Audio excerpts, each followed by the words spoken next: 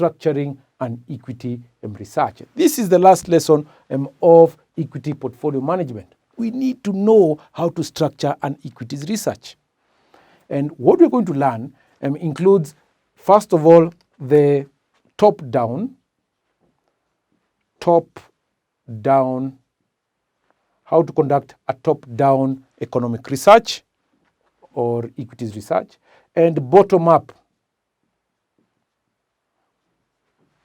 research. Thereafter, we'll be able to analyze other research mechanisms or techniques, including the buy side, as well as the sell side research. So to dive right in, we learn about the top-down, or how to conduct a top-down research. In trying to conduct a top-down research, we expected to first of all analyze the current economic situation. That once we've analyzed the current economic situation, of course, we're talking about interest rates, talking about exchange rates, we're talking about inflation, we're talking about other factors, other macro factors, of course, that are related to that relate to, we talk about employment, of course, job creation, and so on and so forth. So we analyze some of these factors based on the present situation. We try and forecast. So I'll use a black marker over here. We forecast now the expected or the future economic situation. Future. Or the forecast economic situation. Once we forecast these elements, the interest rates, we expect the interest rates, of course, based on the monetary policy and the fiscal policies to remain at this rate. The exchange rate, the Kenya shilling is going to remain at this level in the current, between this range over here. The inflation, we're going to, expected inflation should remain within this limit over here.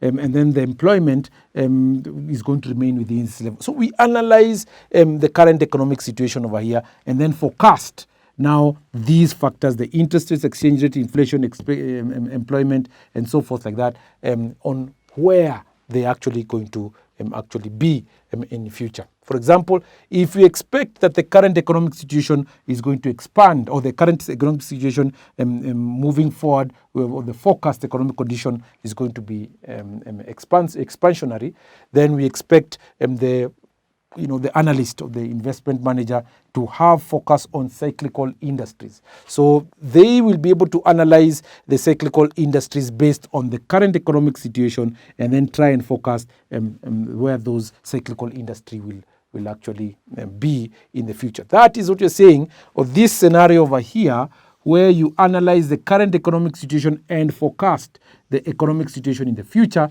is what you're saying is a top-down research. Like that. On the other hand, on the flip side, we can be able to now maybe analyze the investor's individual stocks. So you analyze the stocks over here. So these are the stocks that you have over here within your reach.